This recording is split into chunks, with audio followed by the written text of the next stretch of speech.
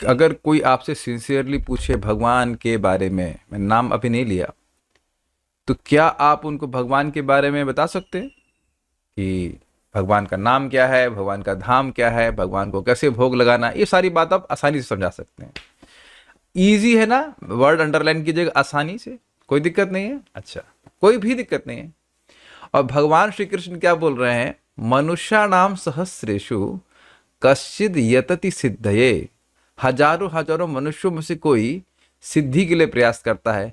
यतताम अपि सिद्धा नाम, सिद्धि मतलब मैं कौन हूं।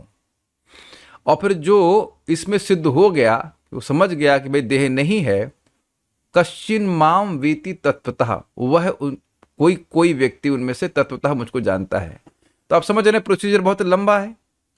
तो इतना प्रोसीजर पढ़ने के बाद व्यक्ति समझेगा कि भगवान कौन है, तब जाकर कहीं वो आगे उपदेशक बनेगा।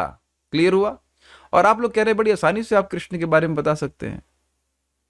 तो आपको कुछ समझ में आ रहा है कि जो चीज बहुत कठिन है, जो सिद्धि, जो परफेक्शन भगवान को जानने का बहुत मुश्किल से प्राप्त होता है, वह श्रीमन चैतन्य महाप्रभु की कृपा से बड़ी आसानी से प्राप्त हो रहा है।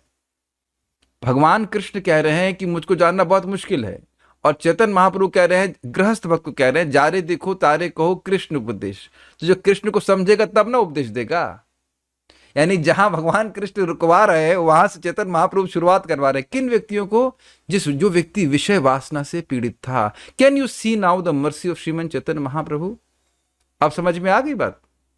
जिस टॉपिक को समझना ही बहुत मुश्किल है, उस टॉपिक का गुरु बना रहे चैतन्य महाप्रभु उस व्यक्ति को जो विषय वासना से पीड़ित है। And that's only by his mercy.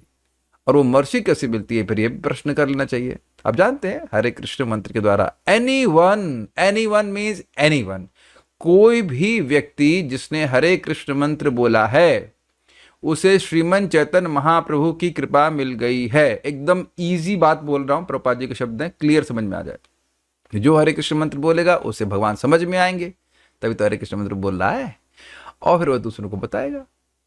Dam simple. तो इससे हमने डेराइव कर लिया कि श्रीमन चैतन्य महाप्रभु भगवान कृष्ण से अधिक कृपालु हैं वही, लेकिन मूड अच्छा है। और ये सब कोई मेरे शब्द नहीं है, श्रील प्रभुपाद जी अपने प्रवचन में ही बताएं इस बात को। So for me it was very encouraging.